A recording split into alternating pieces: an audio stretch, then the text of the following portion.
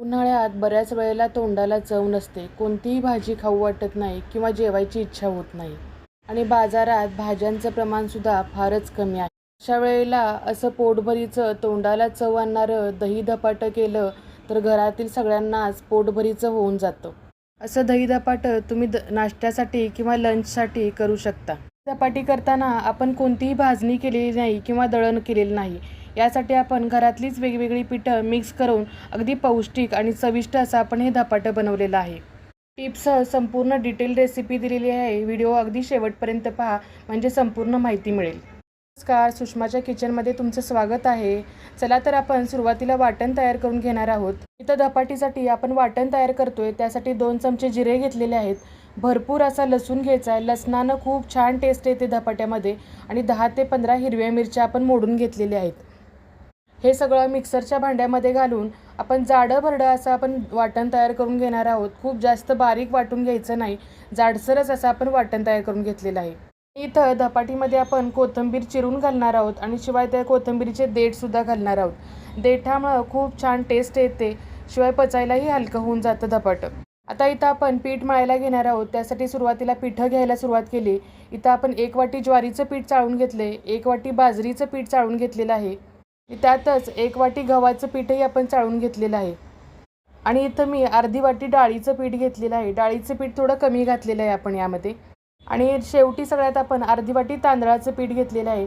तांदळाच्या पिठामुळं खुसखुशीत पुन्हा छान येतो आणि डाळीच्या पिठामुळं चव छान येते धपाट्याला आपल्या. आता ही सगळी पिठं आपण छान मिक्स करून घेणार आहोत. सगळी पिठं छान चाळून घेतलेली आहेत. आता सगळी पिठं एकमेकांमध्ये मिक्स झाली पाहिजेत, या पद्धतीने आपण मिक्स करून घेतलेली आहेत.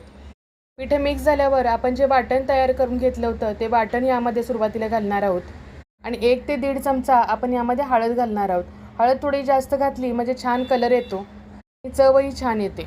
तर यामध्ये आपण चिरलेली अशी भरपूर अशी कोथिंबीर घालणार आहे. इथं मी 1 ते 1.5 वाटी भरून चिरलेली कोथिंबीर घातलेली आहे आणि यामध्येच आपण चवीनुसार मीठ घालणार आहोत.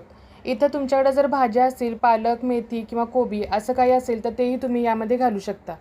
मीठ आपण 1 ते 1.5 चमचा घातलेला आहे. पिठाला चव आली पाहिजे छान, त्यामुळे मीठ जरा चढतं घालायचं आणि 1 छोटा चमचा भरून आपण ओवा घातलेला आहे. आता हे काय आपण भाजणीचं पीठ दळून आणलेलं नाही, घरातलीच पिठं मिक्स केलेत, तर त्यामुळे यामध्ये धनाजिरा पावडर नाही आहे. तर यामध्ये आपण वरून धन्याची पावडर 1.5 चमचा आणि जिऱ्याची पावडर 1 चमचाभर घालणार आहोत. सुरुवातीला हे सगळे घातलेले मसाले आणि वाटण हे पिठामध्ये सगळीकडे आपण छान मिक्स करून घेणार आहोत.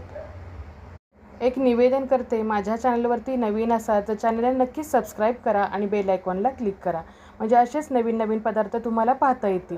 आणि फेसबुकवरून पाहत असाल तर फॉलो करा.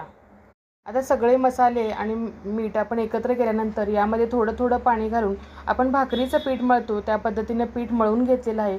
खूप जास्त पातळ नाही, खूप जास्त घट्ट नाही, या पद्धतीचं आपण पीठ मळलेलं आहे. आता झाकण ठेवून एक 10-15 मिनटं आपण हे पीठ भिजत ठेवणार आहोत थोडा वेळ. ती पिठं छान मुरतील आणि मसालेही त्यात छान मुरतील आणि धपाटी छान चविष्ट लागेल. आता 15 मिनटं झाल्यानंतर आता आपण हे धपाटं थापायला घेणार आहोत. त्यासाठी आपण भाकरीचा जेवढा गोळा करतो त्या पद्धतीनं छोट्या छोटा गोळा करायचा आहे. प्रत्येक वेळेला ज्यावेळेला आपण थापणार आहे त्याच वेळेला गोळा तयार करून घ्यायचा आहे. सुरुवातीला आपण तयारी करून घेऊया. पोळपाट घेऊया, पाणी घेऊया एका भांड्यामध्ये आणि एक रुमाल घ्यायचा आहे छोटा, त्याच्यावरती आपण हे धपाटं थापणार आहे. त्यासाठी रुमाल छोटाच घ्यायचा म्हणजे साईडच्या जळांनी जळू नये यासाठी. तिला रुमाल आपण ओला करून घेतलेला आहे, त्यावरती हा गोळा पिठाचा ठेवायचा आहे आणि पाणी लावून असं पीठ सरकवत जाऊन आपण धपाटी थापणार आहोत. जेवढी तुम्ही धपाटी पातळ थापाल तेवढी छान कुरकुरीत आणि खुसखुशीत अशी धपाटी होत जाते. प्रत्येक वेळेला पाण्याचा हात घ्यायचा आहे आणि पीठ असं साईडला सरकवत जायचं म्हणजे पीठ हाताला चिकटत नाही. छान असा गोल आपण तयार करून घेणार आहोत. बोटांनी त्याला छान असा गोल शेप देऊन घेणार आहोत. गोल अशी छान धपाटी तयार झाल्यानंतर आपण त्याला मध्ये आणि साईडला 4 असे होल पाडून घेणार आहोत. तोपर्यंत आपण तवा तापायला ठेवलेला आहे, जोपर्यंत आपली धपाटी थापून होते तोपर्यंत. इथं आपण वरून तीळ लावून घेणार आहोत. वरून तीळ लावल्यामुळं दिसतात छान, किंवा तुम्ही पिठाच्या आतमध्ये सुद्धा घालू शकतात, परंतु वरून दिसतात छान म्हणून यासाठी मी वरून लावलेले आहेत.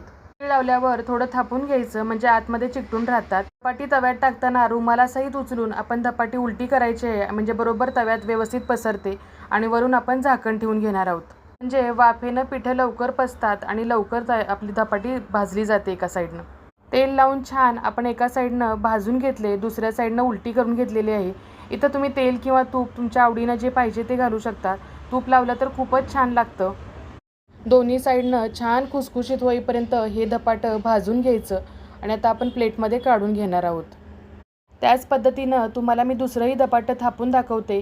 परत एकदा आपण पाणी लावून घ्यायचं रुमालाला, दुसरा गोळा त्याच्यावरती ठेवायचा आणि पाणी लावून असं पटपट पटपट पीठ सरकवत जायचं, म्हणजे पटकन आपलं धपाटं थापून होतं. यावरती तुमच्या आवडीनुसार तुम्ही कांदा, कोबी किंवा पालेभाज्या घातल्या तरी चालू शकतात.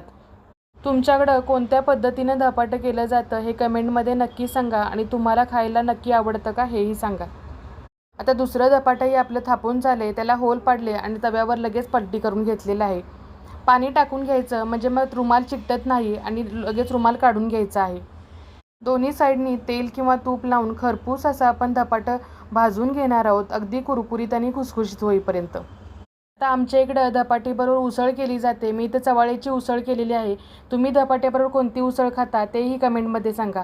शिवाय आपण इथं दही दिलेलं आहे आणि वरण भातसुद्धा केलेला आहे. म्हणजे ही दही धपाट्याची पूर्ण आपण थाळीच बनवलेली आहे. या उन्हाळ्यामध्ये असं पोटभरीचं दही धपाटं नक्की ट्राय करा. सोपी रेसिपी आहे आणि पौष्टिक रेसिपी आहे. घरात सगळी पिठं असतातच, त्यामुळे असा पौष्टिक नाश्ता नक्की ट्राय करून पहा. आणि हो, रेसिपी आवडल्यास नक्की लाईक करा, शेअर करा, सबस्क्राईब करा. परत भेटू अशाच एका नवीन रेसिपीसह. तोपर्यंत मस्त खा, स्वस्त